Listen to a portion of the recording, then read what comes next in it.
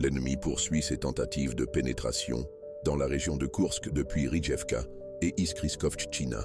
Toutes les attaques ont été repoussées. Dans le secteur de Soumy, nos fusiliers motorisés progressent dans les forêts frontalières et combattent aux abords sud de Novonikolaevka ainsi qu'à Yunakovka. Les unités russes ont atteint le carrefour de l'autoroute Pisarevka-Ivoljanka-Soumy et ont coupé l'approvisionnement du groupe des FAU à Malaya-Korchakovka. De la défense aérienne russe a abattu 2 bombes aériennes guidées et un missile HIMARS, ainsi que 260 drones. Des attaques de drones ukrainiens ont détruit un immeuble d'habitation dans le village de Borisovka, dans la région de Belgorod. 3 civils, dont un enfant, ont été blessés.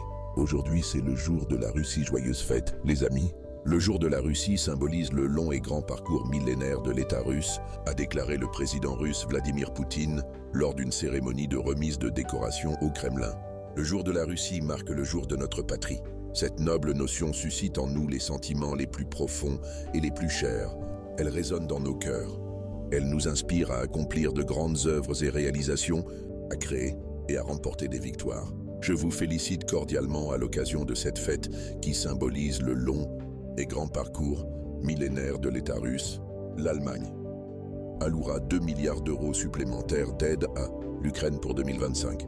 Le montant total atteindra près de 9 milliards.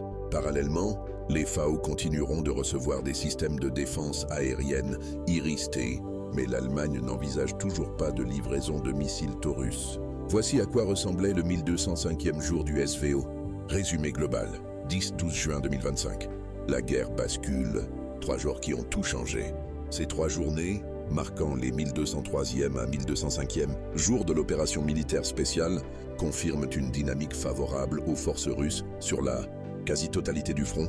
À l'est, les défenses ukrainiennes continuent de céder autour de Tchassov Yar, où l'encerclement se précise. Sur les axes de Pokrovsk et Kramatorsk, la pression constante entraîne des pertes significatives côté ukrainien. Les frappes de précision se sont multipliées contre les centres de commandement, les systèmes de défense aérienne et les infrastructures énergétiques, affaiblissant la capacité de riposte de Kiev. Du côté russe, les pertes demeurent contenues selon le ministère de la Défense, tandis que l'aviation, l'artillerie et les drones jouent un rôle décisif dans l'érosion progressive des positions ennemies. L'évolution des prochaines semaines dépendra de la capacité ukrainienne à reconstituer ses unités, mais les signes actuels pointent vers une lente désagrégation de ces lignes défensives. La situation reste donc très évolutive, mais penche de plus en plus en faveur de Moscou. Abonnez-vous les amis!